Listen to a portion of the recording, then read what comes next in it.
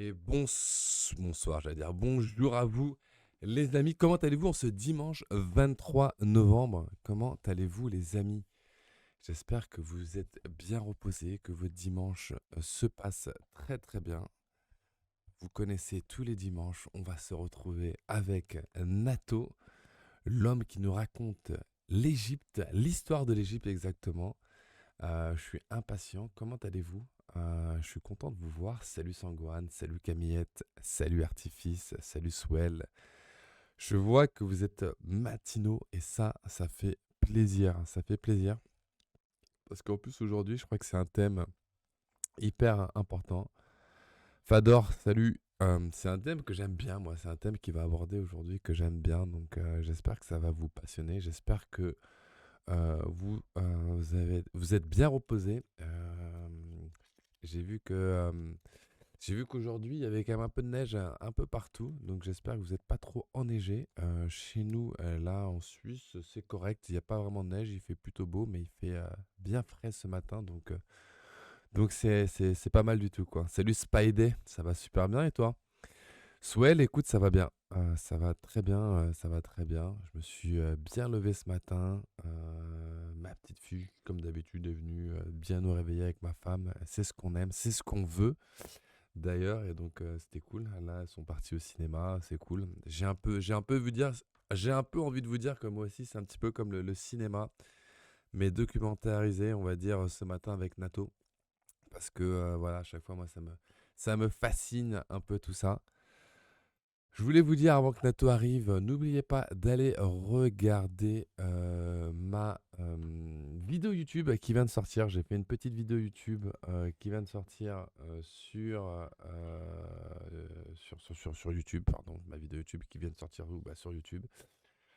Sur YouTube, euh, on s'est bien marré à la faire. Je l'avais regardé ici. Vous étiez beaucoup à me demander de la sortir. Je l'ai sortie. Donc n'hésitez pas à aller la regarder. Je pense qu'elle va vous faire rire. Ouais, après le live, n'hésitez pas du coup à y aller. Je voulais changer un truc, mais finalement, je vais pas le changer. Je pense qu'on est tout bon. Je vais passer la main à Nato. Surtout, passez de bonnes heures de live. N'hésitez pas à poser des questions. Je pense que Nato, il est là aussi pour échanger. Il vous, bien sûr, il vous montre tout ceci, mais n'hésitez pas à être curieux. Posez vos questions. Nato, il sera là pour vraiment débattre avec vous. Donc, posez toutes ces questions. Nato, c'est à ton tour. Oui, les amis, je viens en paix, je viens en paix, je suis béni, je viens en paix avec vous le samedi. Pourquoi je dis ça? Pourquoi je répète, je viens Dimanche. en paix pour ce On dimanche, est dimanche. évidemment. Il a dit samedi, hein. Ah, Il a dit samedi, on est dimanche, hein, donc c'est un problème spatio-temporel. Je vis, il a dit je je viens en vis, paix ce samedi. je viens dans le passé, tu vois, je viens du futur, les gars. Les gars, les amis, je viens en paix. C'est le nom du personnage que nous allons voir aujourd'hui, monsieur le grand, le plus grand savant de tous les temps du millénaire. Il s'appelle, il s'appelle Imhotep. Imhotep, je viens en paix.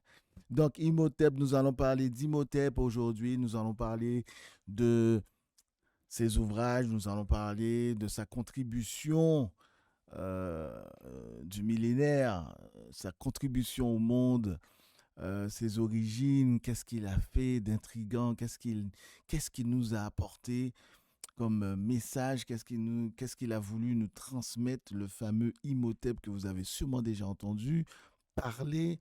Vous avez peut-être vu en image, vous avez déjà vu ses réalisations, peut-être vous ne savez pas, vous n'êtes pas au courant, mais c'est ce fameux Imhotep qui a changé mon regard du point de vue de l'Égypte, du savoir, de la résilience vraiment qu'on peut apporter dans le monde de la science et aussi du partage, le fameux partage qui nous a fait, qui nous a donné. Donc nous allons voir en premier temps le fameux Imhotep, nous allons voir l'une de ses plus grandes réalisations très visible, très visuel et un peu insolite. Nous allons aussi parler aussi, les amis, nous allons parler des papyrus encore une fois, puisque nous sommes vraiment dans le partage de la connaissance. Je sais que vous aimez ça. Les amis, nous sommes là pour ça ce dimanche et nous allons parler du papyrus d'Hébert. Hébert, le papyrus hautement médical. Nous allons parler aussi du clepsydre, cette fameuse horloge à eau et quelques objets insolites. Mais nous allons surtout voir des endroits mystérieux qui se trouvent en Égypte, évidemment dans ce pays qui résonne comme, comment dirais-je, un labyrinthe de mystères, d'incompréhension. On reste vraiment bouche bée. Franchement, les amis, je suis content de voir que vous êtes tous là. Bonjour, bonjour. Mip Coco, Camillette, on voit que vous êtes là. Jesus, oui, toujours. Nato, il est là. Et on va se régaler ce dimanche. On va se régaler. Et franchement, je suis en forme. On est bien. On est bien. Évidemment, je vais m'hydrater comme d'habitude parce que là, ça va être du lourd, ça va être du chaud bouillant. Franchement, je pense que vous n'allez pas vous en remettre. Je vais teaser ça. Franchement, Monsieur Imhotep, je viens en paix. Donc, on va commencer, hein. On s'hydrate la vitamine C, magnésium, zinc. Voilà, les gars. C'est parti, les amis, les femmes, les enfants, les hommes, les étudiants. Nous sommes tous là. Est-ce que vous m'entendez? Dites-moi si vous m'entendez correctement.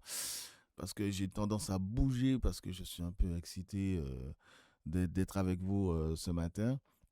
Donc, on va déjà voir une petite image entre nous qui va nous rappeler. Évidemment, on parle de ce fameux Monsieur Imhotep. Donc, j'aime bien cette image parce qu'elle représente un petit peu euh, son statut. Donc, on va dire qu'il était grand vizir, même s'il n'y avait pas de vizir en Égypte, mais on va dire qu'il était premier ministre, grand ministre. Il était ce fameux Imhotep. On va y aller vraiment tout de suite, hein. Là, on est parti, hein, les amis. On est parti, nous sommes partis. Donc, ce fameux Imhotep, vous voyez qu'il tient dans sa main un plateau et le dessin est assez explicatif. Voilà. Il est le concepteur, l'architecte en chef de la fameuse pyramide à degrés qu'on appelle pyramide de Saqqara, pyramide du pharaon Djoser. Donc voilà, dans toute sa splendeur, les attributs de ce monsieur, de sa réalisation la plus phénoménale, extraordinaire. Et à degrés, mais nous allons voir pourquoi. Nous allons voir aussi que sur cette surface assez élégante, il y a encore des choses qui se cachent. Qu'est-ce qui se cache à Saqqara? Qu'est-ce qu'ils ont enfoui? Qu'est-ce qui est si intriguant? On parle beaucoup de Gizeh, mais à Saqqara, quand même, il y a eu les bases d'une conception. Et nous allons faire après un parallèle de ce qu'on ne sait pas, qu'on ne voit pas et qu'on sait qui existe à Saqqara et peut-être, je vais teaser un peu, peut-être une similitude sur le plateau de Gizeh. Ah, on va bien voir ça, les amis. Donc, nous allons parler d'Imhotep et je vais lancer les hostilités dès maintenant et une petite écoute et un petit commentaire de ma part.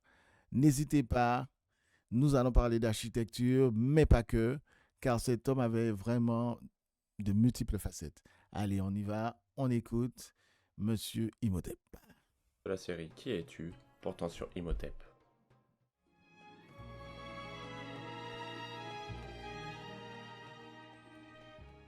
Imhotep est un personnage de l'Antiquité égyptienne qui aurait vécu au 3e millénaire avant Jésus-Christ.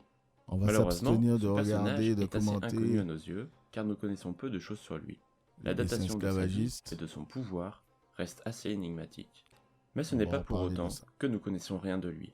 Plusieurs traces ou indices de son existence, de son pouvoir ou même de ses compétences ont été retrouvés par les égyptologues.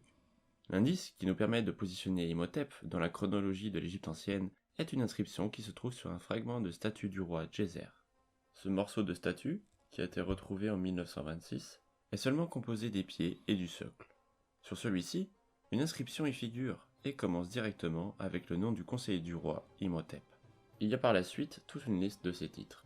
Chancelier du roi de Basse-Égypte, sous-ordre du roi de Haute-Égypte, chef de grand domaine, chef des pâtes, grand des voyants, grand prêtre d'Héliopolis, maître artisan des sculpteurs et des maçons.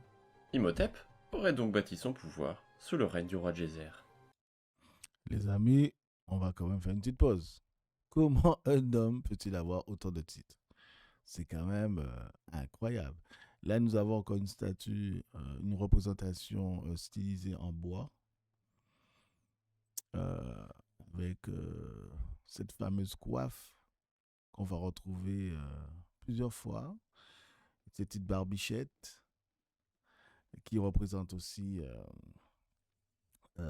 son statut social et le plastron qu'il a qui est assez représentatif. Donc cet homme, chef de travaux, grand prêtre d'Héliopolis, architecte en chef, conseiller astronomique, médecin royal, scribe suprême, ingénieur des greniers et des irrigations, le mec il est partout quoi. C'est incroyable. Un seul homme à se demander si c'est pas, on nous aurait parlé d'un homme comme ça, on dit non, Nato, c'est le Père Noël, ça n'existe pas, c'est de la mythologie. Non, on a retrouvé non seulement les statuts, son nom et sa contribution dans ce monde. On continue les amis. Pour rappel, Djeser ou Djoser est le premier roi de la troisième dynastie. Son règne se situe entre moins 2690 et moins 2625 avant Jésus-Christ. Ce pharaon est considéré comme le fondateur de l'ancien empire. C'est un souverain très respecté et représente un symbole de paix et d'équilibre. Mais son On va aussi, je vais le répéter souvent, la Basse-Égypte se situe au nord et la Haute-Égypte se situe au sud, sous nos cartes actuelles. Car il représentait le monde dans l'autre sens. Le sud était dirigé vers le haut et le nord était dirigé vers le bas. D'où certaines cartes, les cartes antiques, même européennes, étaient représentées dans l'autre sens parce que c'était la direction de l'écoulement de l'eau du Nil, naturellement. Donc ça partait du sud vers le nord, donc vers le delta. On continue. règne est enrichi par la présence d'Imhotep. Effectivement, celui-ci possédait un rôle très important pour son roi Djeser, puisqu'il est son ami personnel, mais surtout son premier ministre. On va À faire cette abstraction époque, des le dessins. terme vizir n'existait pas encore, puisqu'il apparaît sous la 4e dynastie par le pharaon Snéfrou. Imhotep est donc l'homme à tout faire pour son souverain. Il est le chef de l'administration royale, le responsable de la justice, et il a la charge des archives royales. Djeser et Imhotep auraient donc construit ensemble un épisode de paix et d'équilibre pour le peuple égyptien. D'ailleurs, le nom Imhotep signifie « celui qui vient en paix ». Je Plusieurs viens d'autres en paix. indices nous ont permis de mieux comprendre les compétences d'Imhotep, mais aussi de comprendre pourquoi, après sa mort, il garde un statut presque divin tout le long de l'époque de l'Égypte antique. Et c'est le cas avec plus de 400 statuettes en bronze qui ont été retrouvées et qui datent de plusieurs époques différentes. Toutes ces représentations d'Imhotep sont aujourd'hui conservées principalement au British Museum, au musée du Caire, au musée de Berlin ou encore au Louvre à Paris. D'ailleurs, vous en verrez tout au long de la vidéo, cela permettra d'appuyer et d'illustrer mes propos.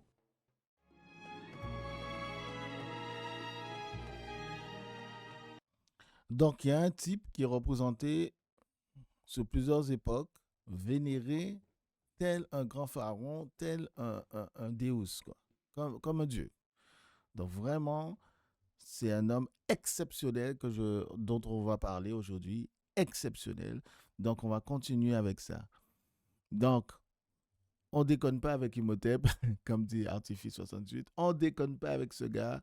Le mec, c'est du sérieux, c'est du pointu, c'est du réfléchi, c'est de la science. le... on lui a donné tous les titres. Mais c'est incroyable.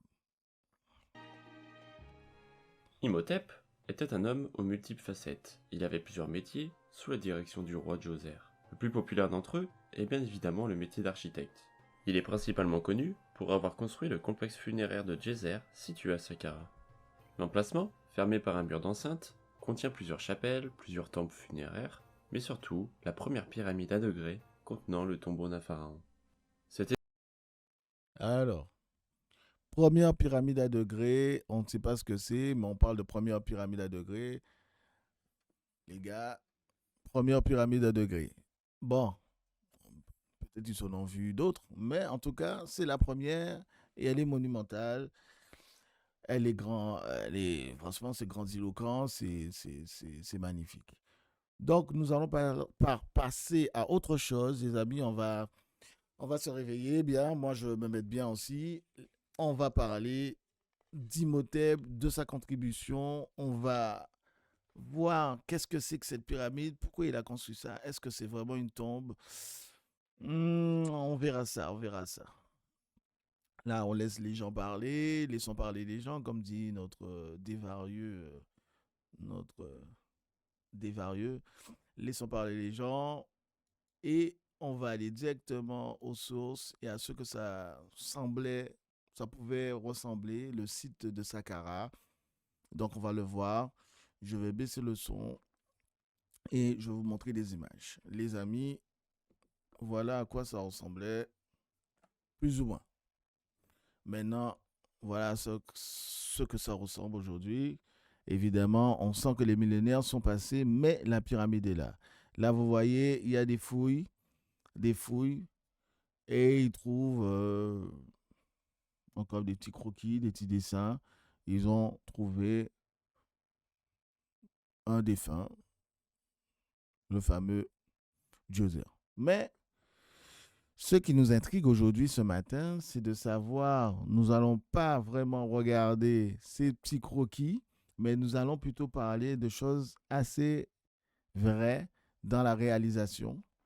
Donc là, notre vidéo parle de choses, de plusieurs conceptions qui ne sont pas étayées pour moi, pour ma part, et qui ne sont pas des preuves de construction, puisque jusqu'à maintenant, comme je vous l'ai dit, ce ne sont que des suppositions.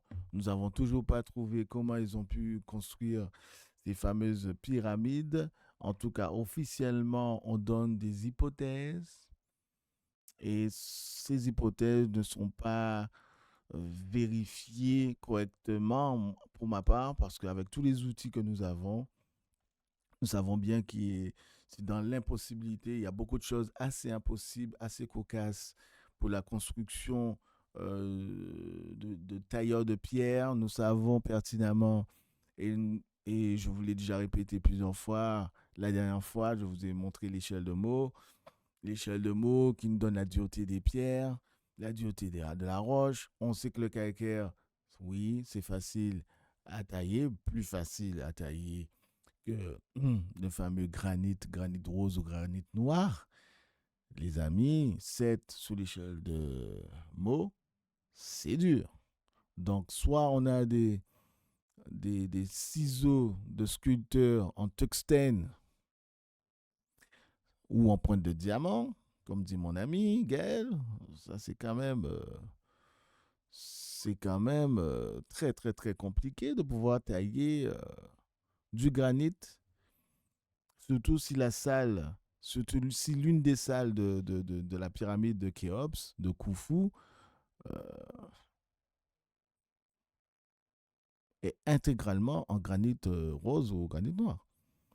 Nous avons dans la pyramide de Khufu, de Khéops, une salle avec 100 blocs de pierre rectangulaire, dans une salle rectangulaire, fait en pierre, en granit rose, 7 sous l'échelle de Mohs. Comment ont-ils pu tailler avec un effet, quand c'est bien poncé, avec un effet un peu miroité? Donc, c'est-à-dire avec un rigosimètre, on peut voir l'état de surface et constater que c'est vraiment, vraiment bien fait. Donc, avec des instruments rudimentaires, ça serait quand même incroyable qu'ils aient pu faire ça avec une précision aussi extrême, moi je trouve, pour l'époque. Donc, on nous dit ils sont à l'âge de bronze. On découvre dans la tombe de Toutankhamon euh, des poignards météoritiques euh, ferreux.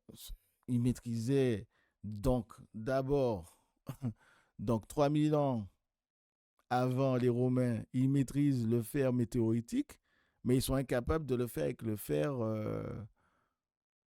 terrestre. Donc, ils ont les étoiles entre les mains et ils n'y arrivent pas.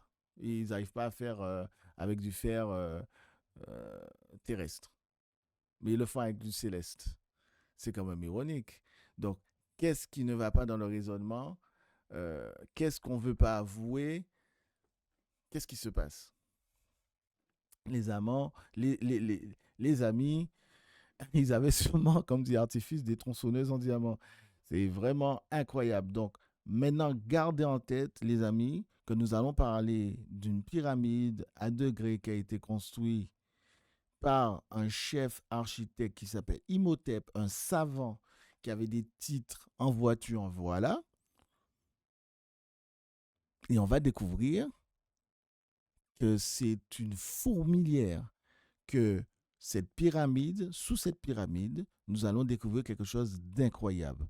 Là, nous sommes déjà à plus de 80 spectateurs et nous allons voir aujourd'hui, Nato se réveille, Nato se met bien. Nous sommes un dimanche, novembre 2025, et Nato va vous présenter le fameux complexe nécropole funéraire, si on veut, mais on va comprendre que c'est plus que ça. Et vous allez voir que la révolution est en marche. Les amis, écoutez bien, là on va passer dans du lourd et ça va pas manquer. Nous allons retrouver, je vous tease, le Sérapéum, des endroits, des lieux insolites sous la pyramide de Saqqara, où il y a des cuves contenant des monoblocs, des monolithes de sarcophages en granit. Énorme. Donc nous allons voir ça, on appelle ça le Sérapéum. Nous allons voir qu'il y a plusieurs galeries, c'est un complexe de plus de 8 km. C'est une ville carrément souterraine.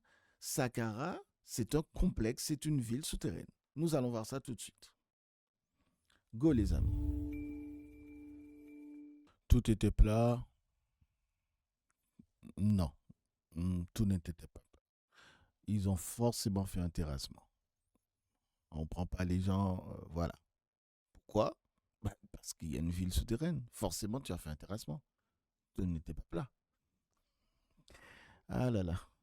Les amis, il faut rester vigilant. Pourquoi la pierre est éternelle aux yeux des Égyptiens? Les amis, on reste ensemble, nous sommes là. Ça représente le cas divin. Le cas chez les Égyptiens, c'est l'enveloppe, le réceptacle de l'énergie ou de l'esprit pour pouvoir se mouvoir et être appelé être humain. Donc le cas, c'est toujours ce qui permet cette chose, ce qu'on appelle corps, corpus comme on veut, ce corps que nous avons, ce cas qui permet de réceptionner d'autres entités, c'est-à-dire l'esprit ou l'âme ou l'esprit divin, l'esprit de Dieu.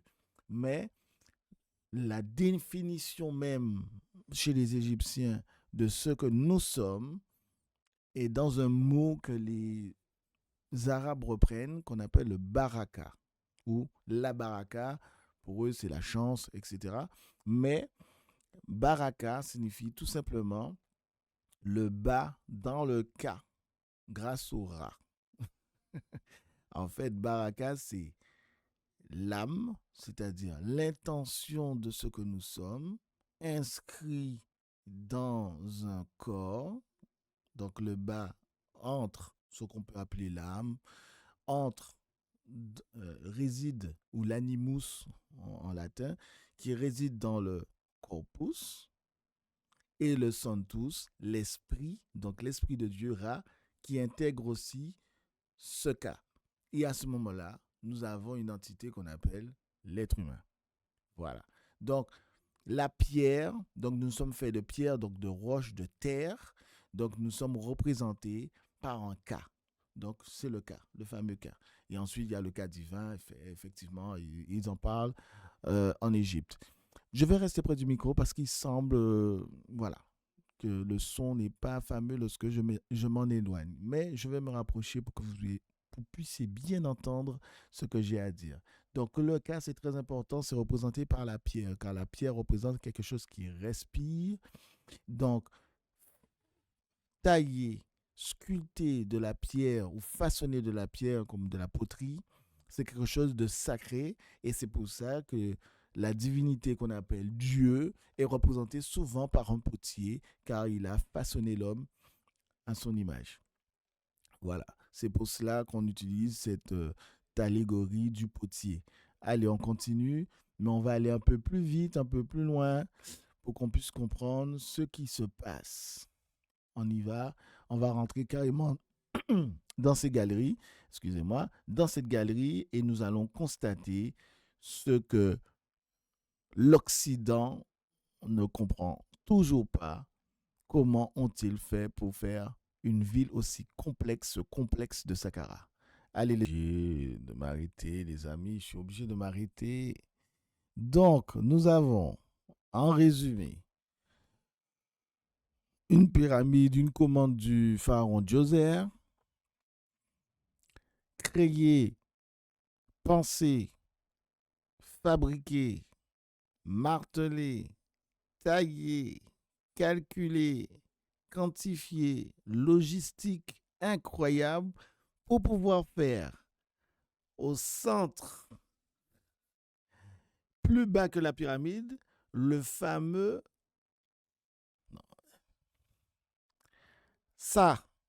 le fameux mausolée de Djoser, qui est fait en quoi? Non, non, il faut que l'individu puisse répéter ce qu'il vient de nous dire. 3 mètres de long sur 2 mètres de large. C'est fait en quoi, les gars? Comment il savait que cette pierre pouvait conserver? Parce que là, ce n'est pas une intuition mystique. C'est qu'il savait, par la chimie, par la géologie, par leur étude poussée de la nature, que cette pierre qui est le cas permettait de conserver les corps.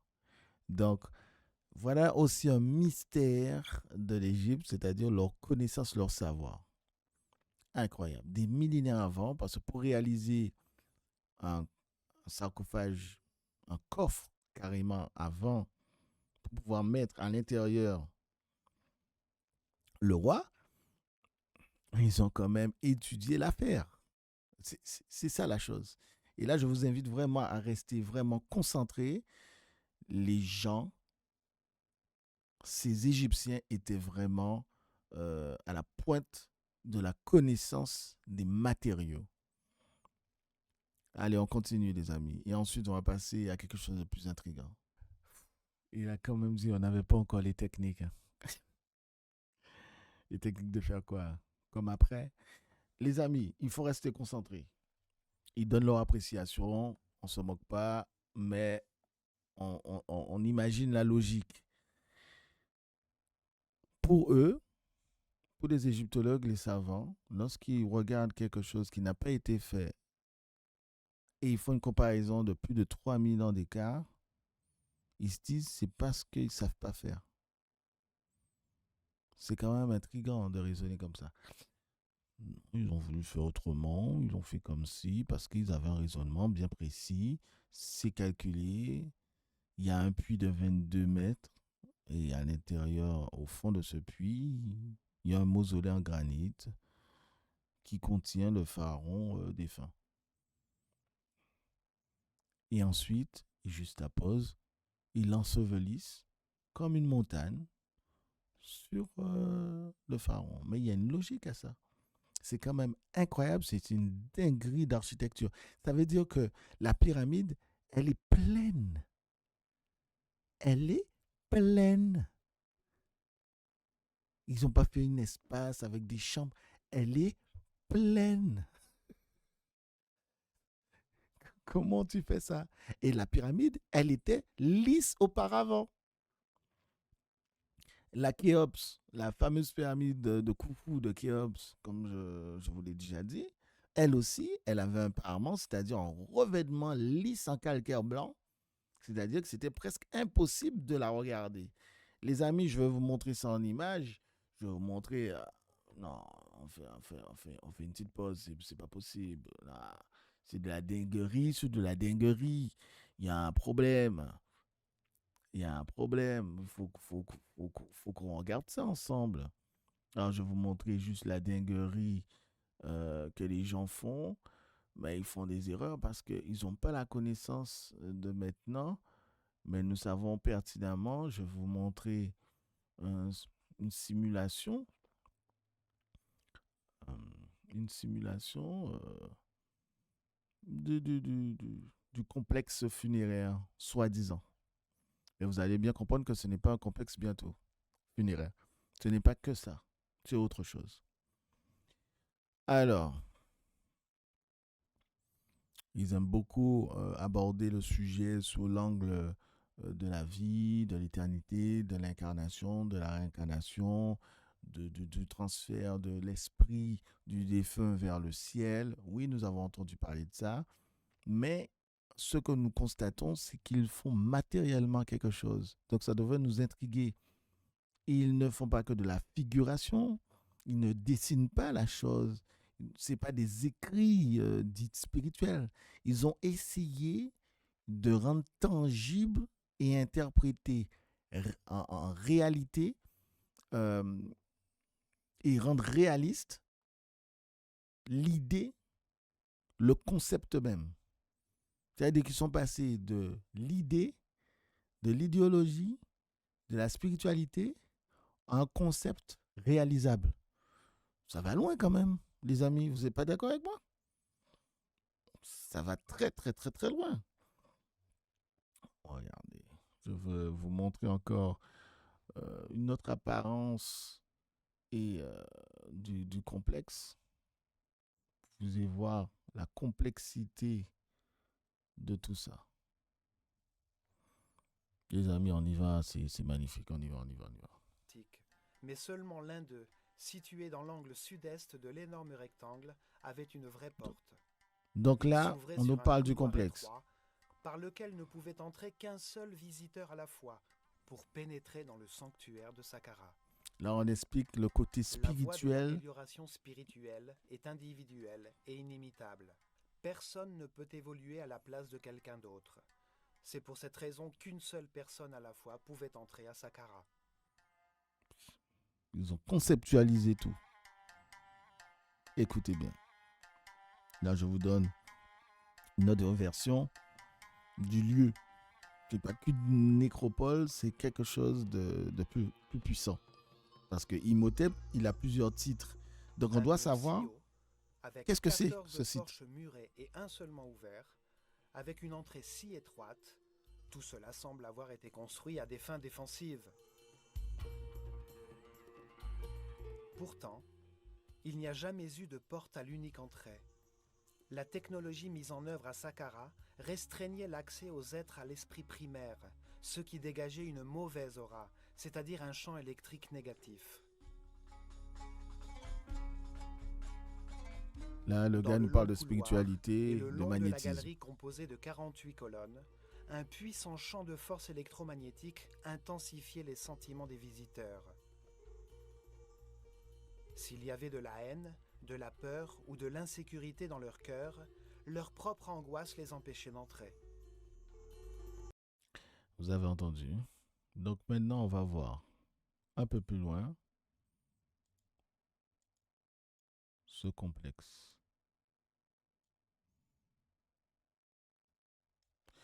Donc, les amis, nous voyons que ce n'est pas qu'un site, ce n'est pas qu'une métropole, nécropole, c'est-à-dire l'endroit où on enterre les morts.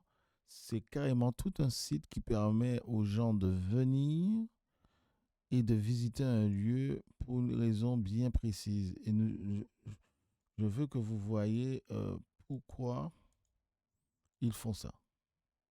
Il y a plusieurs interprétations, certes, mais il y avait quelque chose qui était assez remarquable. On va continuer sur notre révolution architecturale. Donc, on continue encore avec nos- notre archéologue crossfitter. Go. Construisez. Intrigué par la hauteur, parce que c'est le premier monument très haut, mais moi, je suis intrigué par autre chose. Et je vais vous inviter à le voir avec moi. Moi, je suis intrigué par le souterrain et pas par la hauteur. Parce que là, il voit que la pointe de l'iceberg. Ça ne m'intéresse pas, la pointe de l'iceberg. Ça m'intéresse, mais ça me permet de comprendre qu'il y a quelque chose sous terre. Et c'est ce qui est sous terre qui est le plus important pour moi. Qu'est-ce qu'ils ont voulu cacher? Qu'est-ce qu'ils ont voulu conserver grâce à cette technique pyramidale? Parce que la pyramide est une technique qui permet de conserver des choses. C'est ça le concept. Eux, ils veulent savoir comment ils l'ont fait. D'accord, c'est gentil, c'est beau. Voilà, exploit incroyable, ils ont fait. Mais pourquoi faire un exploit aussi incroyable? C'est pour la conservation. C'est très logique. C'est la conservation des corps, mais aussi c'est la conservation de savoir. Donc nous allons voir cette fameuse conservation. Qu'est-ce qu'ils ont voulu conserver avec du granit, à part des corps et tout. Et il faut que vous le sachiez, c'est que ce complexe dédale, on peut vraiment donner le nom grec, ce dédale de couloirs, de labyrinthes, vraiment une ville sous la pyramide, nous laisse à penser que Khéops et Khufu, Gizeh, peut-être comme ça. Or, il est interdit, jusqu'à aujourd'hui, de fouiller. Ils n'ont pas l'autorisation de fouiller sous la pyramide de Gizeh. Qu'est-ce qui nous cache? Est-ce que si la première pyramide, les amis, franchement, c'est la question qui se pose. Si Imhotep, ce fameux savant, ce grand savant du millénaire, a construit, a fomenté, a façonné une pyramide avec un complexe incroyable de kilomètres et de kilomètres de couloirs et de salles. C'était la première pyramide, hein, on nous dit monumentale. Il y a quoi alors au plateau de Gizeh alors? Ils se sont améliorés ou il paraît qu'ils se sont améliorés. Donc, la question qui se pose, clairement, qu'est-ce que, comme dit Bangax, mais clairement, nos ingénieurs actuels, qu'est-ce qu'ils font? Parce que là, ils sont quand même émerveillés face à ce qu'ils voient. C'est monumental. Les enfants, les amis, les adultes, les filles, les mecs, faut rester curieux et éveillé. Et franchement, nous allons revoir ensemble la surface, parce que là, on a beaucoup parlé de la surface, parce qu'il fallait vraiment comprendre ce que c'était. Donc, on va faire un petit résumé de la surface avec Zahir Hawass. Voilà, donc ils sont sous le postulat que les gars ont fait un coup d'essai pour faire la chose la plus importante de toute l'histoire, parce qu'on appelle ça, c'est nier l'évidence. Je m'inscris en faux. À chaque fois qu'il y a quelque chose d'exceptionnel, et vous allez voir dans presque toutes les vidéos, c'est comme ça. C'est pour ça que je vous dis vraiment, restez vigilants. Restez vigilants.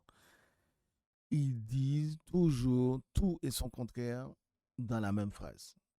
C'est incroyable cette dichotomie qu'ils ont à renier l'évidence. C'est tellement choquant ce qu'ils voient, puisque ça remet en cause les techniques et le savoir actuel.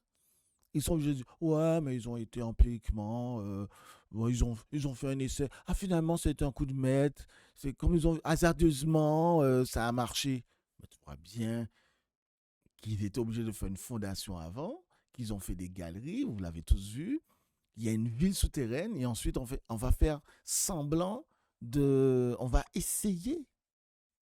Bah, ils ont sûrement fait le petit modèle réduit bien avant de faire un truc aussi monumental. On va pas mettre toute, on reste quand même des êtres humains, on va pas mettre toute l'énergie des ouvriers, des ingénieurs en action, parce qu'il faut les nourrir, faut faire des choses incroyables. Ça reste des êtres humains. Et on va faire semblant, on va essayer. Mais jamais, même personne ne fait ça. Ça n'existe pas. Surtout en Égypte, on a bien vu que ils ont beaucoup essayé. Ils ont eu, franchement, ils sont souvent tombés sur des choses extraordinaires. Hein. C'est incroyable. Hein. Ils essaient empiriquement et ça marche. Non, ça ne marche pas comme ça. Ça a été pensé, calculé. Et voilà, non, il faut respecter le savoir, l'intelligence des gens. Il faut arrêter de minimiser ce qu'on voit. On est obligé de constater et de dire, ouais, c'est du solide. Heureusement qu'il y avait du bois, ils ont pu dater vraiment au carbone 14. Il y avait du bois fossilisé. Voilà, et là, vous voyez, des poutres comme ça, je le dis entre parenthèses, pour que vous puissiez comprendre un peu ce qui s'est passé il y a quelques années euh, à la cathédrale de Notre-Dame de Paris, ou Notre-Dame d'Isis, pour les plus connaisseurs. À Notre-Dame de Paris, les bois de la charpente, la flèche, tout ça, ils avaient presque 1000 ans, hein, ils avaient 800 ans. Et on a l'impression que ça a brûlé comme ça. Mais on sait très bien, tous ceux qui ont du bois, qui connaissent le bois, ma famille était dans le bois, ça brûle quasiment pas. Hein. C'est extrêmement dur de faire brûler quelque chose qui est déjà pétrifié. C'est de la roche, en fait. C'est de la roche, c'est plus du bois, en fait. C'est- c'est impossible. Faut mettre faut forer, mettre de la dynamite à l'intérieur ou quelque chose qui brûle pour que ça puisse vraiment prendre. Mais de surface comme ça, c'est extrêmement dur de faire brûler un bois pétrifié. Voilà. Là, ça a plus de 4000 ans, ça nous regarde, c'est là, tranquille. Donc, le centre, la nécropole dite de Saqqara, voilà, on a quelques idées dessus. Et maintenant, on va parler de ce qu'il y avait. On va parler de ce qu'il y a sous Saqqara. C'est ça le plus important. Qu'est-ce qu'il y a sous Saqqara? Allez, on y va. On va pas mâcher nos mots. On va y aller tout de suite, les amis. C'est extra. À Les Saqqara. amis, les amis, les amis, les amis. On vient de voir un petit extrait de ce qu'il y a sous Saqqara, le Sérapéum. Les amis, le Sérapéum, qu'est-ce que c'est? C'est un endroit, c'est un endroit mystérieux et on va en reparler la prochaine fois parce que c'est extraordinaire. Donc, il y a un Sérapéum. Le Sérapéum, c'est le lieu où on trouve des cuves, des granites, des sarcophages, mais gigantesques. Il y en a au moins plus d'une vingtaine. Et on ne comprend pas comment ils ont pu être là. Et ce que je viens de vous montrer, c'est juste une anomalie. On ne comprend pas que des sarcophages grecs se retrouvent ici ou perses, avec des noms de rois perses, se retrouvent là. Mais il faut vraiment qu'on comprenne ce qui se passe. Je veux vous montrer juste quelques extraits pour comprendre que il y a des sarcophages qui pèsent plus allez, on va dire une centaine de tonnes, 70 tonnes, 70 tonnes. C'est incroyable comment ont-ils pu déplacer, déjà fabriqué, c'est du granit, et comment ils ont pu le mettre sous terre. Et il y a plus d'une vingtaine. C'est incompréhensible. Donc, les amis, il y a des gens qui sont spécialistes du Sérapéum, quoi. Et les gens, ils s'en reviennent pas, quoi. C'est 100 tons. incroyable. Majestic as Donc, je vais juste vous montrer quelques images sans le son pour que vous puissiez voir que c'est du gigantisme. C'est du gigantisme.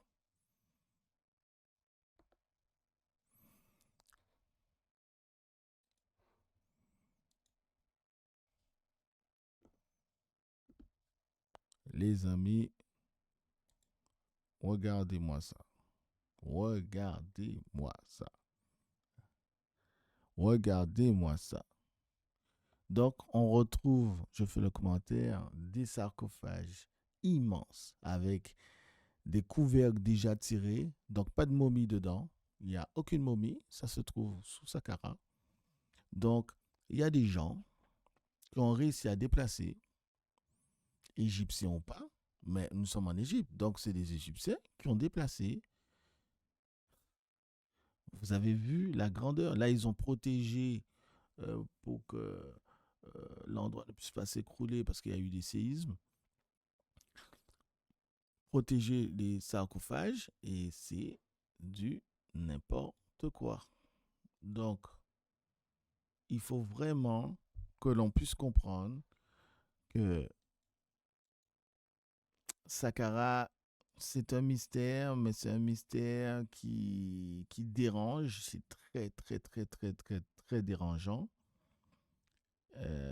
Et parce que le granit, sur l'échelle de mots, c'est très dur à pouvoir tailler. Et maîtriser ça, c'est extraordinaire. L'état de surface est exceptionnellement poli. Donc, il y a des gens, je vous dis, qui sont spécialistes, qui se sont spécialisés dans l'étude du sérapéum parce que c'est de la folie furieuse.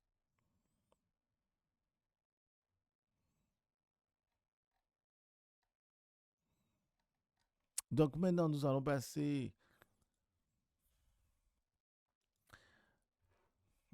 reparler d'Imhotep, nous allons retourner sur ses inventions, donc sur ce qu'il a apporté, et nous allons parler aussi du fameux papyrus d'Hébers, et ce papyrus médical qui est à l'origine, qui est le plus ancien papyrus médical de l'humanité.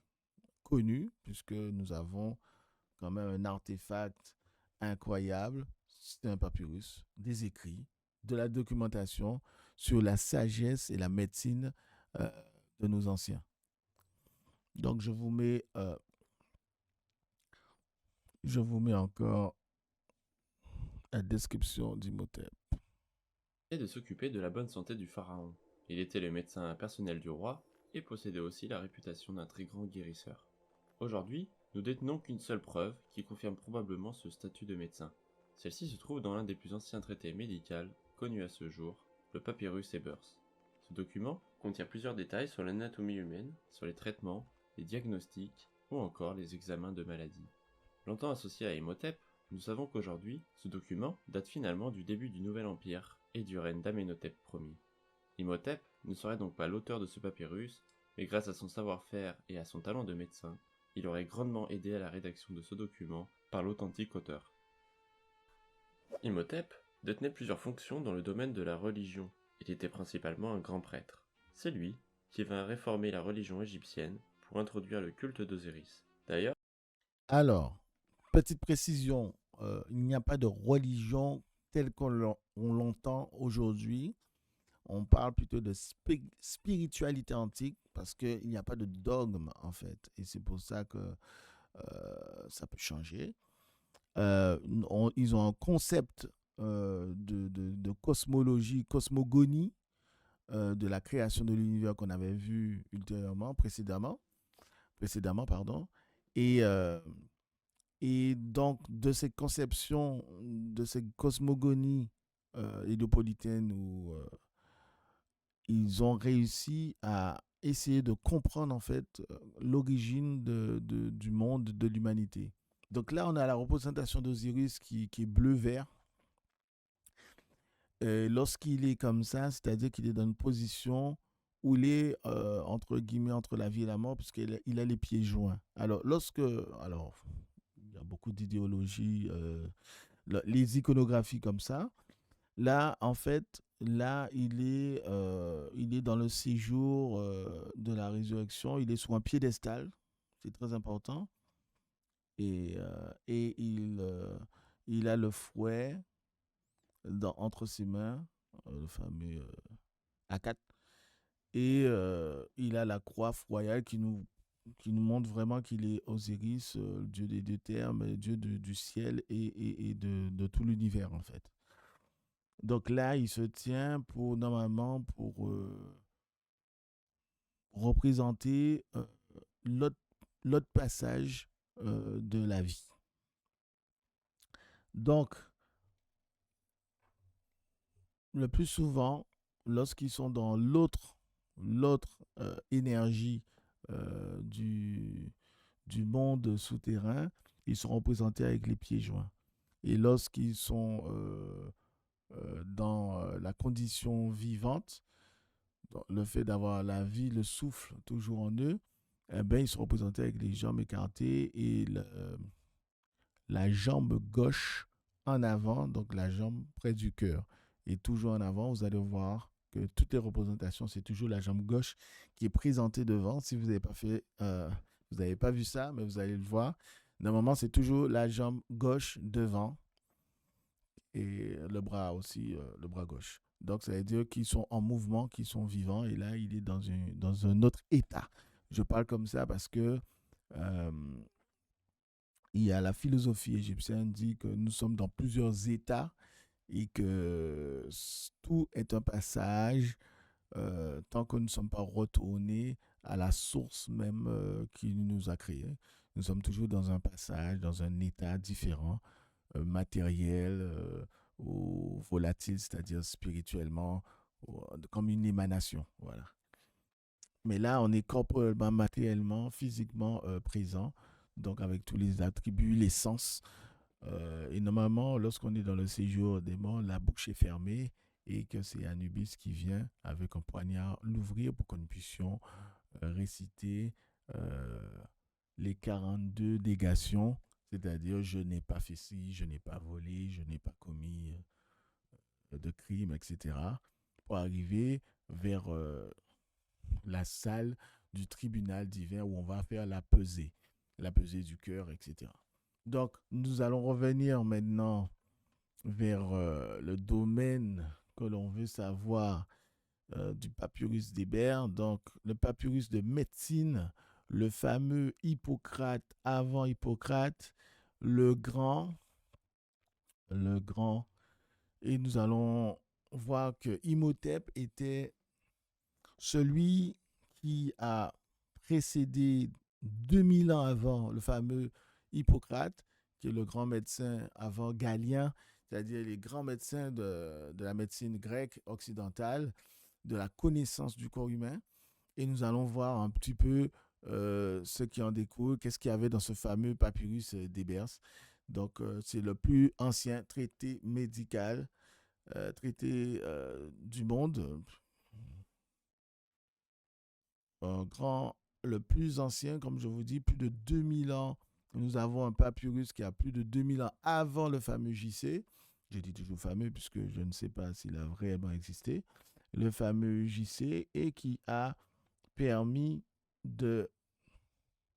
nous a permis maintenant de réceptionner, d'avoir cette connaissance médicale, ce savoir.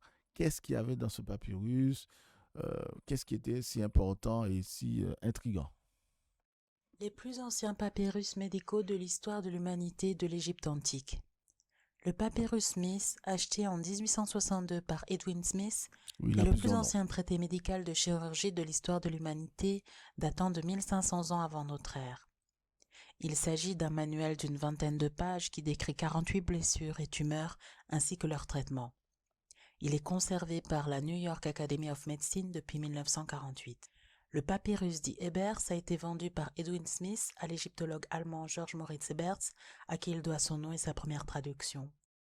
Ce papyrus est l'un des plus anciens traités médicaux de l'Antiquité égyptienne, l'un des plus complets du monde, et il date aussi de 1500 ans avant notre ère.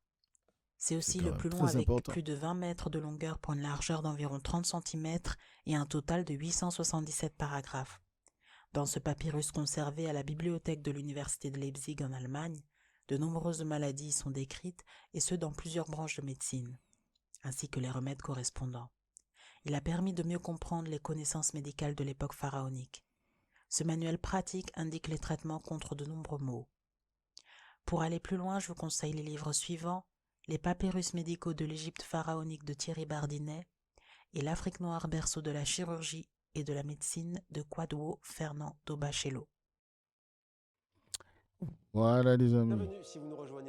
Donc voilà les amis, je vais quand même agrémenter tout ça. Moi je fais de la médecine chinoise, donc moi je connais un petit peu l'herboristerie, j'en ai fait, l'acupuncture j'en fais, les massages j'en fais, mais moi, il y a plus de 20 ans, j'avais entendu parler de ça et moi, j'étais super intrigué. J'en ai parlé à des médecins. Ils m'ont dit, il y a ceux qui m'ont dit qu'ils ne connaissaient pas, il y a ceux qui connaissent. Et vraiment, on tombe des nues face aux connaissances extraordinaires qu'ils avaient. Donc, effectivement, herboristerie, ils étaient au top, au top. Franchement, c'était les plantes médicinales, les recettes. Franchement, ce papyrus te donne des détails sur toute une encyclopédie sur la botanique, magnifique. Donc, sur le miel qu'on utilise jusqu'à maintenant pour l'antiseptique. Maintenant, on utilise vraiment de nos jours antiseptique. L'aloe qu'on utilise, le natron, le vin médicinal, la coriandre et tous les oignons, tout ce qu'ils ont fait, tout a été répertorié, la botanique, comment en dermatologie on peut réduire les douleurs, les brûlures, les plaies, les irritations, les eczémas. C'est marqué sur le papyrus d'Ebers, c'est extraordinaire, les abcès, etc. La gynécologie, pareil. Donc, sur la fertilité, l'infertilité, les contraceptions. Ouais, il y a même une recette à base de miel, de fibres de date, et il paraît que c'était très efficace. Donc, sur les grossesses, les soins postpartum, c'est quand même marqué sur le papyrus d'Ebers. Les règles douloureuses, etc. Ophtalmologie, il faisait même des opérations chirurgicales des yeux, la cataracte, et on soignait la cataracte, les amis. Les colliers pour les yeux, les organes, les traitements contre la conjonctivite, protection solaire pour les scribes qui restent au soleil, évidemment. Oui, pour ceux qui se posent la question, oui, les Noirs ont besoin parfois de soins pour rester au soleil, sous un soleil de 40-45 degrés. Il faut avoir quand même des protections, sinon on attrape des maladies de peau, etc. Ensuite, la dentisterie, parce qu'il y avait les soins dentaires, tout est répertorié dans un papyrus d'Ebers. Vous pouvez vérifier, c'est à New York, c'est conservé à New York. Après, on peut avoir des artefacts, on peut avoir des copies. Il y a les traductions, c'est incroyable, 20 mètres de long. Donc, ça parle des vers dentaires, ça parle de plein de choses, des idées anciennes, parfois fausses, mais ils expliquaient la carie comme ça. C'est quand même incroyable. Les infections, les saignements gingivaux, tout ça. Donc, on a aussi la psychologie. Il traitait la psychologie, les troubles mentaux. On savait aussi qu'il faisait de la chirurgie, de la trépanation, c'est-à-dire des opérations au niveau du crâne. Ils ouvraient, ils opéraient les cerveaux, ils refermaient et l'individu continuait sa vie. C'est quand même incroyable. Ils soignaient l'anxiété, la dépression, la confusion mentale. Et il y a le concept aussi de la magie médicale, mais ça, c'est encore des termes qu'on utilise en Occident pour pouvoir dénigrer, mais ce n'est pas de la magie. On est en train de comprendre au fur et à mesure que c'est de la science quantique. Alors, je n'ai pas les images ici. La prochaine fois, je vais vous montrer toutes les images de tout cela. Nous savons maintenant actuellement, ils ont découvert, c'est exposé dans les musées. Je vais quand même trouver ça sous une momie. On a découvert quand même des choses de l'orthopédie, mais c'est incroyable. Des choses articulées. Moi, je suis sous le choc. euh, je suis sous le choc vraiment de tout ce savoir, en fait, euh, mais qui dépasse l'entendement. Franchement, ça dépasse l'entendement. On ne comprend pas comment un peuple a pu réaliser des choses comme ça. C'est incompréhensible. Ce savoir aussi ancien et cette maîtrise de la médecine, c'est quand même quelque chose d'assez... c'est c'est fabuleux. Moi, j'ai pas de mots. C'est tellement magnifique. Et donc, il y a ce fameux papyrus d'Ebers qui m'a vraiment euh, intrigué, et le papyrus des mathématiques qu'on a vu précédemment dimanche dernier, papyrus de Ring. C'est la précision, tu vois, 2000 ans avant Pythagore, Thalès, on a les théorèmes. Les théorèmes sont déjà inscrits. C'est des choses qu'on peut vérifier. C'est pas, on raconte pas des choses comme ça. Nato ne fait pas parler dans le vent. Vous pouvez aller vérifier. C'est vérifiable. On n'est pas obligé d'interpréter tout le temps ce qu'on voit, mais on doit rester curieux à comprendre et arrêter de mépriser des civilisations qui ont fait un travail fou pour que nous puissions avoir une meilleure vie. Une meilleure vie. Si on a des gratte-ciel, c'est parce qu'ils ont fait ce qu'on a vu à Saqqara. Ils ont découvert comment on peut monter, faire des échafaudages, faire des constructions massives. On a dû attendre, et là vous pouvez vérifier, on a dû attendre l'avènement. Et c'est pour cela que ce monument-là est mythique, mystique et intriguant. On a dû attendre 1901, les amis, on a dû attendre 1901 pour dépasser la hauteur de la pyramide de Khufu, de Khéops. Et ce monument se trouve à Paris. On a dû attendre des millénaires. Alors, il y a quelqu'un qui me pose la question, pourquoi on a conservé les choses? C'est parce qu'il y a eu un pillage incroyable dans les années 30, où les gens, c'était l'égyptologie mania, et les gens se vendaient toutes sortes de papyrus, de documents qu'ils avaient découverts, comme le fameux papyrus de Hani, que vous avez trouvé aussi, que j'ai vu au British Museum, qui a été découpé en plusieurs morceaux, où vous avez tous les rites funéraires, tout le passage du cas vers la décision que prend le fameux dieu, le fameux Osiris, qui prend lorsqu'à la pesée, il sait qu'on va, en fonction du cœur, si trouver trop lourd ou trop léger face à la plume, si on doit passer vers le paradis, donc aux Champs-Élysées, comme on dit. Donc, tout ce passage qu'on retrouve à Paris, pour arriver de l'Arc de Triomphe, de la Concorde, à l'obélisque de la Concorde, jusqu'au Champ de Mars, jusqu'à la Défense, nous avons tout un rituel égyptien vraiment concret, qui est imprégné de l'Égypte, où ils ont bâti des monuments. Ils ont même importé des monuments comme le Ben de Luxor, l'obélisque de Luxor, qu'on a mis à la Concorde. Pourquoi ils ont fait tout ça? Ils ont pris 2 ans. 2 ans pour pouvoir transporter ça, le déplacer, l'enlever, le transporter. 2 ans. Alors comment ont fait les Égyptiens pour pouvoir transporter des choses aussi énormes, déjà fabriquer, avoir l'idée de fabriquer ça? La logistique pour, et la logistique pour faire, et la logistique pour transporter, et quelle est l'idéologie qu'ils avaient derrière? D'accord, c'est bien joli, tu as une idée, mais est-ce que ta technologie te permet de réaliser cette idée? Oui, on le voit, on l'a vu, et ça c'est vraiment incroyable chez les Égyptiens. Moi je suis stupéfait. Si vous ne l'êtes pas, il y a un problème. Mais moi je suis stupéfait.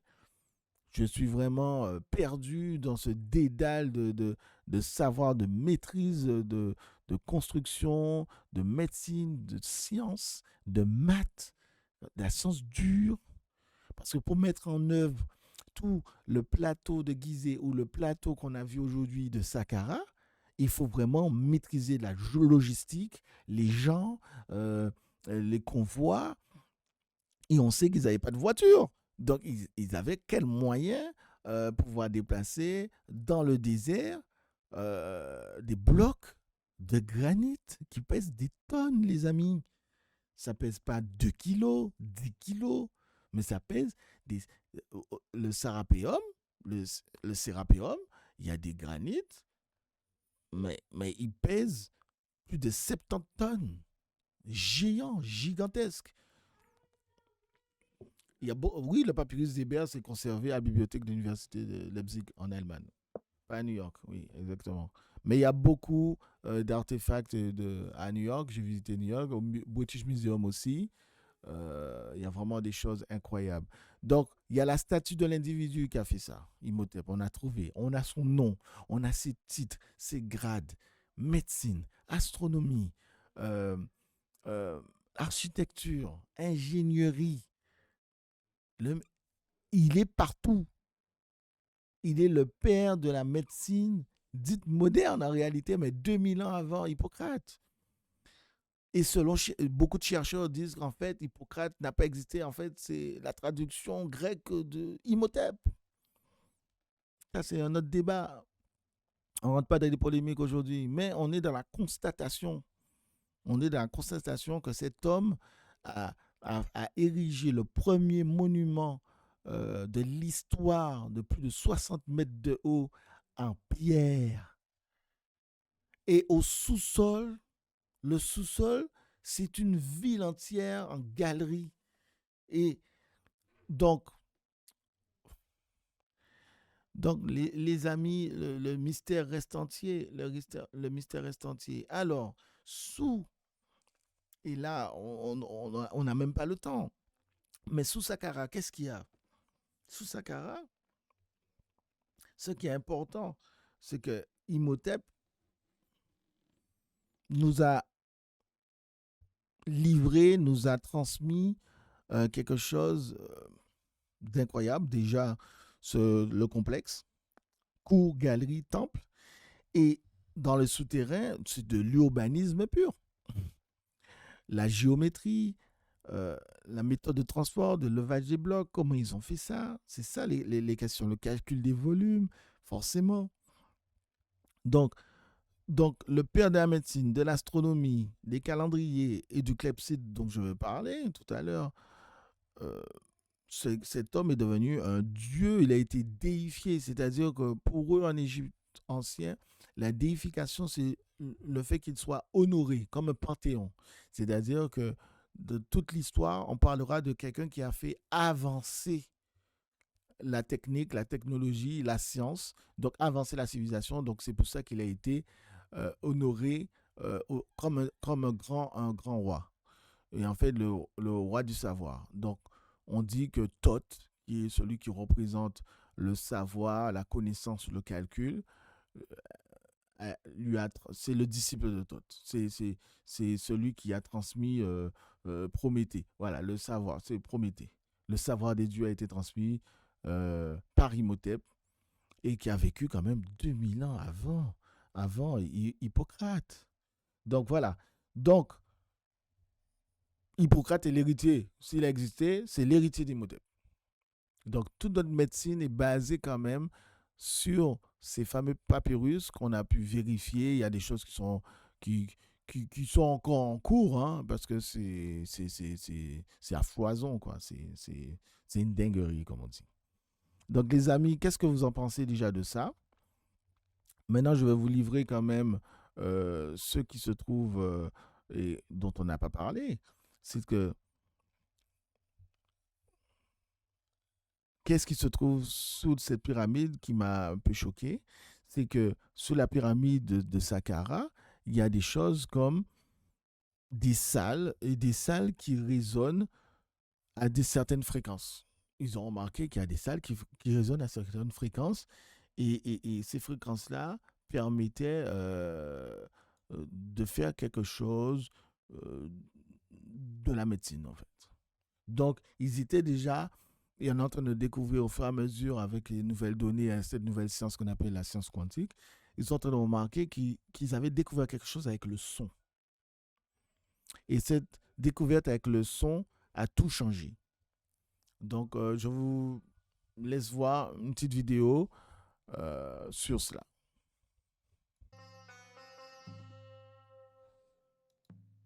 La première étape fut la construction de l'épine dorsale du sanctuaire, le creusement d'un puits vertical qui va 30 mètres en dessous de la pyramide, à 12 étages de profondeur, soit 50% de la hauteur totale de la pyramide.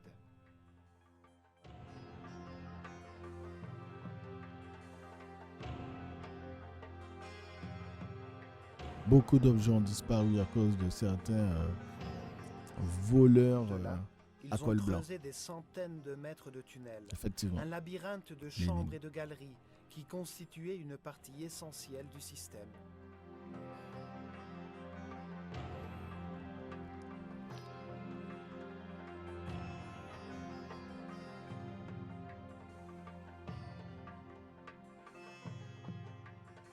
La deuxième étape fut la construction d'une petite pyramide à étages au-dessus du sanctuaire souterrain. Son volume et son poids représentaient exactement 50% de la pyramide finale. Elle consomma seulement la moitié des ressources et des efforts totaux. En outre, les bâtisseurs pouvaient ainsi utiliser temporairement l'énergie dégagée par leur propre construction. La charge électrique produite par la petite pyramide était utilisée pour créer des couloirs électromagnétiques qui facilitaient le transport des matériaux nécessaires à la construction du reste du sanctuaire. Alors, je m'arrête là puisque le commentateur va dans des dérives électromagnétiques, mais moi je m'arrête là puisqu'effectivement on a trouvé, on ressent cette énergie-là, ça a été évalué scientifiquement, mais les déductions ne sont pas justes. Donc moi je ne veux pas me fourvoyer dans ça, mais je vous invite quand même à apprécier et à regarder un petit peu tout cela.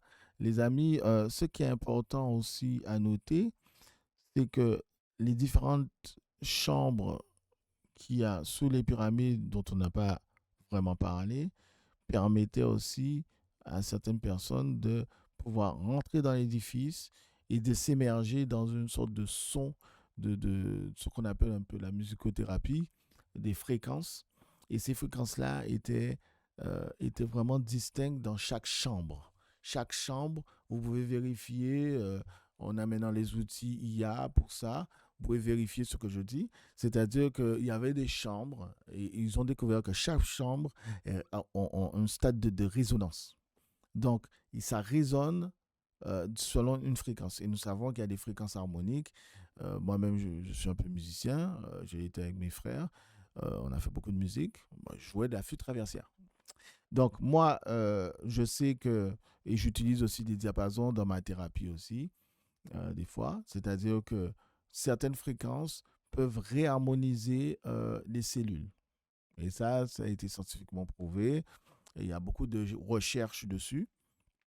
Donc, nous savons que la musique calme les mœurs, la musique aussi, la fréquence des ondes, et d'ailleurs toute notre technologie du XXe siècle et du XXe siècle depuis Marie Curie, c'est des ondes. C'est la technologie même des radiations, ce sont des ondes. Le magnétisme, l'IRM, ce sont des fréquences. Ce qui permet de voir les objets à distance. Les caméras que nous avons, les lasers que nous avons, tout ça, nous sommes sur des ondes.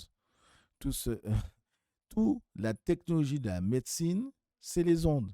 Donc, moi, je vous invite à consulter cette fameuse pyramide de Saqqara pour comprendre qu'on n'était pas là seulement dans un édifice où la personne, le cas, avait déjà perdu son souffle, mais que le cas, peut-être que les gens venaient, comme au début de la vidéo, je vous ai montré, passaient par une porte, rentraient dans des salles et ils faisaient de la thérapie par des ondes sous terre.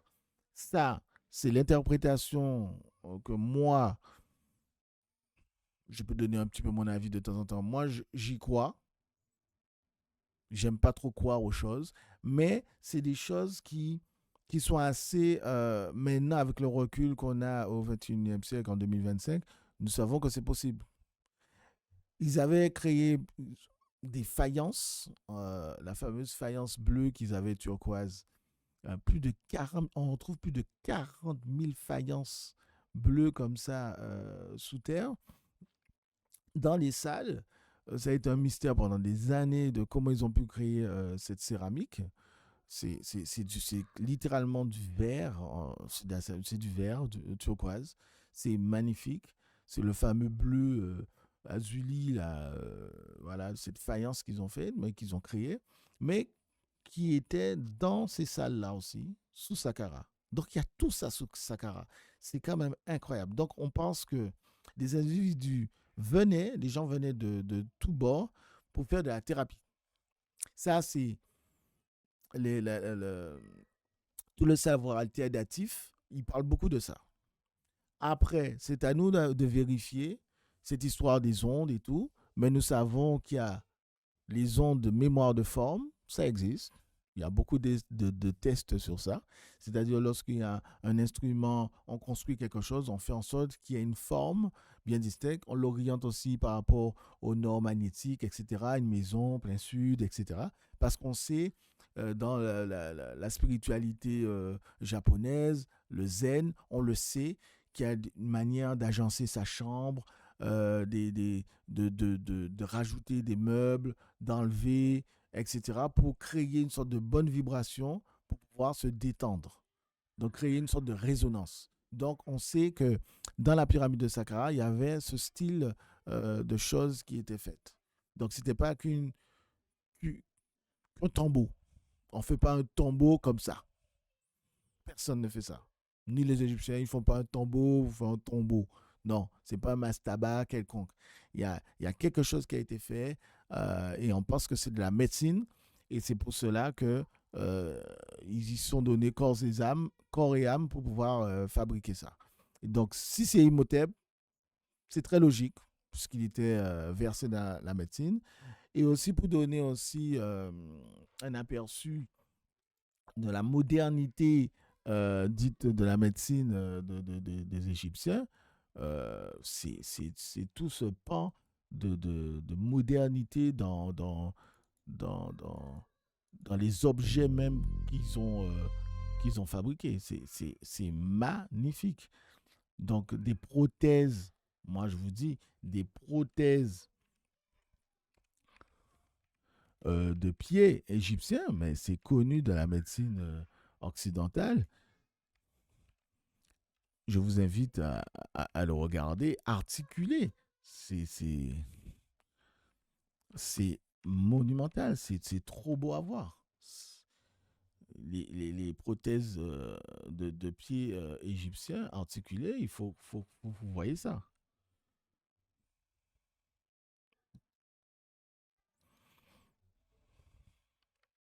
Donc les amis, nous devons toujours rester vigilants. Restez vigilants. Il faut vraiment que je vous montre ça.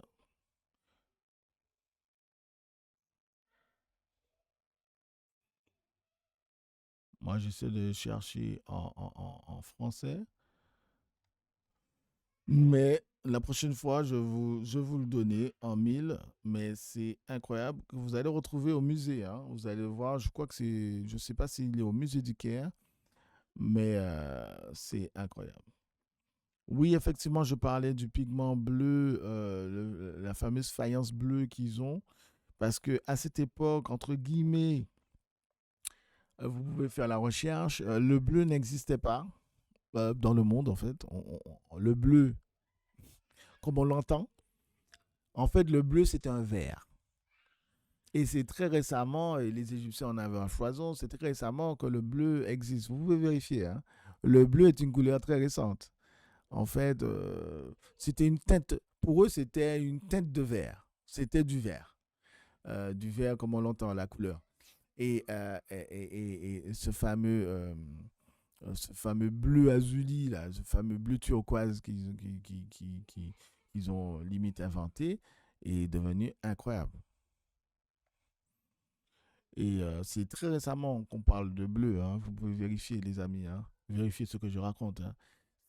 Le bleu, c'est quelque chose, c'est une couleur très récente. Hein. C'était une teinte de vert. Hein. Donc on disait que c'était du vert. Le bleu, c'est vraiment, vraiment très récent. Donc, moi, je ne retrouve plus cette vidéo, mais la prochaine fois, je vais vous... je savais que j'allais trouver. Les amis, comment vous dire? Moi, j'ai des amis orthopédistes, podologues. Je travaille avec eux, mais je vais vous montrer ça. C'est une dinguerie, les amis. Regardez ça. Regardez ça. Regardez-moi ça, les amis. 3000 ans avant Jésus-Christ. 3000 ans avant JC, les amis. Regardez. Ceci. Ils ont trouvé sur une momie un pouce, un gros orteil articulé qui date de 3000 ans.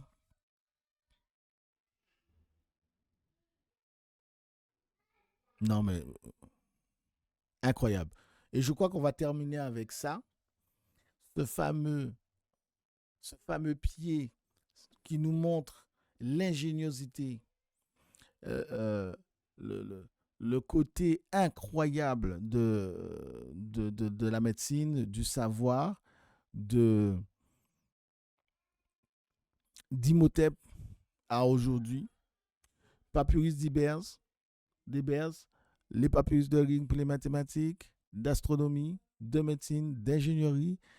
Les pyramides nous invitent toujours à rester concentrés parce qu'il fallait être concentré pour pouvoir ériger des monuments en pierre, en granit, en calcaire, pour nous transmettre un savoir, pour nous transmettre leur connaissance, la hauteur de leur savoir qui nous laisse bouche bée. Moi, je suis bouche bée. Moi, je ne sais pas comment vous êtes, mais moi, je suis bouche bée. Donc, les amis, nous restons connectés. Regardez ce pied d'une momie qui est articulé parce que l'individu a perdu son gros orteil. Il est en bois. Ils ont trouvé ça dans une momie. Et ceux qui vont chercher peuvent savoir dans quel musée il se trouve. Je ne suis pas sûr si c'est au Caire, mais en tout cas, il est dans un musée, on peut aller le voir. Il a 3000 ans. Donc, il n'y a rien de nouveau sous le soleil. Il y a des choses qui ont été inventées, on a perdu le savoir, c'est revenu à partir de la Renaissance et maintenant nous nous retrouvons comme ceci. Donc, les amis, j'ai été vraiment agréablement content d'être en votre compagnie ce dimanche. Nous avons parlé d'Imhotep, nous avons parlé des pyramides, nous avons parlé de la médecine. Et je vous dis à dimanche prochain pour de nouvelles aventures avec l'Égypte, avec Nato. Et je vous remercie d'être resté concentré et d'être resté avec moi. À bientôt. Ah, tu coupes ça sec comme ça? Non, jamais. T'as On les est là. regards, ils sont là, t'as dit Ah, au ils sont revoir et toujours là. tout. Ben, envoyez des cœurs si vous avez aimé, J'espère que vous n'êtes pas ennuyés. Merci, Jésus, tu es là. Ah, merci, les gars. Bien, là. Ah, je laisse la petite place. Hein. Mais non, Tu veux que je continue? C'est toi qui as fait ton Merci intro. pour les cœurs, merci pour les cœurs. Je sais que vous êtes là. Merci. Merci. La prochaine fois, ça va être encore débat. Merci. Ah oui, il y a du monde. Hein. Pipim, merci Pipim. Ah, il y a Pipim qui est là aussi. Hein. Merci. Fulminero, merci. Voilà, au moins tu prends ton Ah truc, oui, là, tu ah pars oui. comme ça, là, Non. prends ta vague de love. Ah ouais, je vais prendre comme un artiste. Hein. C'est ça. Je réceptionne. Prends Je réceptionne. ta Imhotep. ouais, voilà. Prends ta vraie vague de love. Je viens en paix. Ouais, les amis, moi j'ai aimé le partage. Franchement, je vous aime, je vous aime. C'est trop beau. Voilà, donc encore dimanche, hein, ça va être chaud, ça va être détaillé. On va essayer de parler encore vraiment de science, hein, parce que les gens, ils veulent trop rentrer dans des trucs bizarres. C'est la science. Là, on reste dans du dur, du concret. Qu'est-ce qu'ils ont fait, qu'est-ce qu'ils n'ont pas fait. Voilà, c'est ça. Après les interprétations, allez, on laisse ça pour les autres. Nous, on regarde. On regarde ce qu'ils font, ce qu'ils ont fait. Ok, les gars. Ah, merci pour les cœurs. Artifice 68, tu es toujours là, toi. Hein. C'est bien, c'est bien. Swell. Sweet. Ouais, Jesus, il est là. Ils sont là. Passez une super journée, les amis. Prenez soin de vous. Et nous, on se retrouve demain pour le S-Flow. Vous connaissez à 20h. Et le NATO, vous le retrouvez dimanche prochain. On comme est là, d'habitude, à 11h. toujours, toujours. Passez une bonne Vaillant. journée. Bon dimanche. Allez. Ciao.